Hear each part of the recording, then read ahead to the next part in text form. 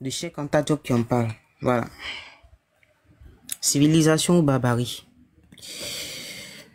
Donc, dans ce livre, quand vous partez, voilà, je vais vous montrer que, et en plus, le dieu des Kémites, Amon-Ra, il était d'accord avec cette pratique-là. Voilà. Donc, je commence ici à la page 113. Méditer. La seule, pardon, méditer. Oui. Méditer. Est-ce que tu peux la mettre en grand? Oui, je l'ai mis en grand. Ne vois pas. Je suis en grand comme ça, voilà. C'est le livre La civilisation barbarie pour ceux qui ont ça. Donc, quand vous regardez ici, il y a eu des pharaons qu'on appelle Thutmosis. Il y a Thutmosis 1, Thutmosis 2, Thutmosis 3. Son vrai nom, c'est Yehou-Timesu. Donc, ce sont des Kémites, ce sont des pharaons. Donc, les Kémites qui se réclament des pharaons, sachez que les premières formes d'esclavage documentées, on les retrouve aussi en Égypte, puisque l'Égypte était l'une des premières civilisations. Donc, qu'est-ce qu'on voit ici? On voit Amon-Ra, selon la volonté divine d'Amon-Ra. Donc, chez les Égyptiens, ils disaient que leur dieu Amon-Ra parlait. Donc, ça, c'est pour dire aux Kémites, à tous ceux qui vont vous dire que ce dieu ne parle pas, c'est faux. Les Égyptiens anciens disaient que Dieu parlait. Donc, il exprimait aussi sa volonté.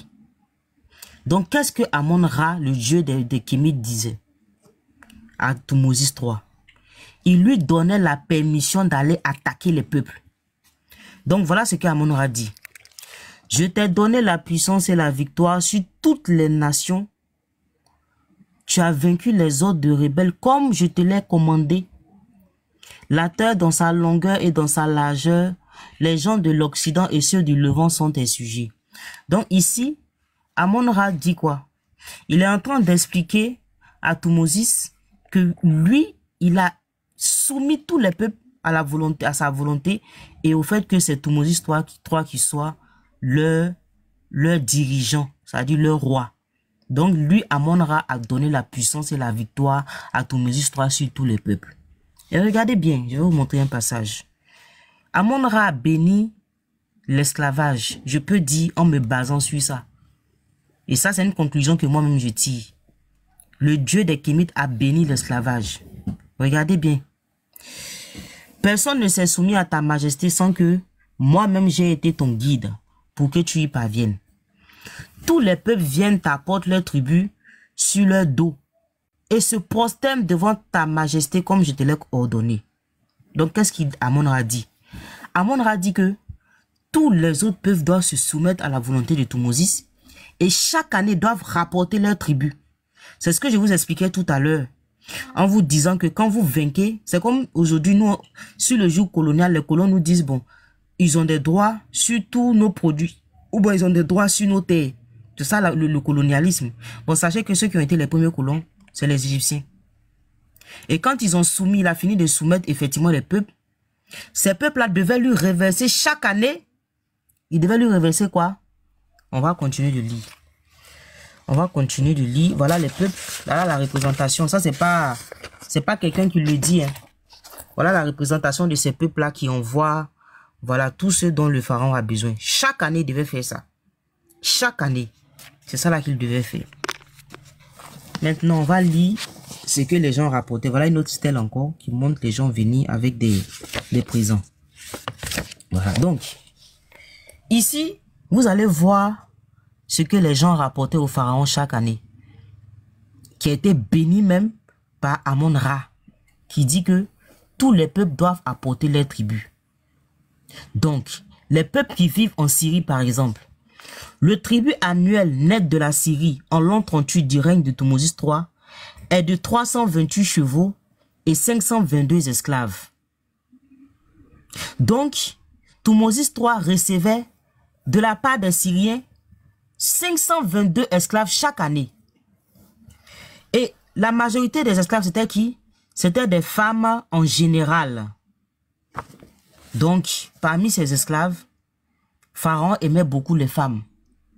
Donc, c'est les femmes qui étaient les plus nombreuses parmi ces esclaves-là.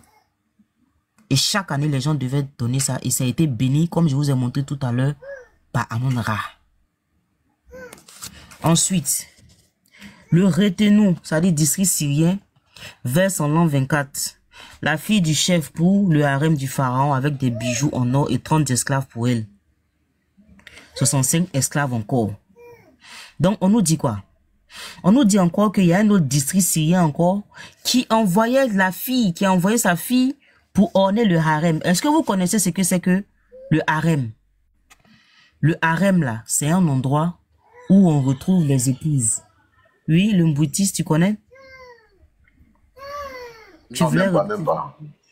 Ah, le harem. Non, même pas, vas-y. C'est important qu'on vous dise c'est quoi le harem. Ce serait important pour la suite. Et on va même parler des eunuques. C'est-à-dire de la castration. Parce que ça fait partie aussi de l'histoire de l'Égypte et de l'esclavage. Le harem, c'est un endroit où on retrouve les femmes des pharaons. Un harem peut être occupé par 200-300 femmes. C'est là-bas que les femmes, elles étaient, le pharaon tourne, il va là-bas, il va les courtiser, elles font des enfants, c'est là-bas qu'elles éduquent leurs enfants et tout. Voilà à quoi c'est un harem. C'est un endroit où il y a les femmes du pharaon. Donc lui, il prenait les esclaves, c'est-à-dire la fille du chef, pour orner son harem. Et les femmes aussi, c'était aussi pour les mettre dans ses harems.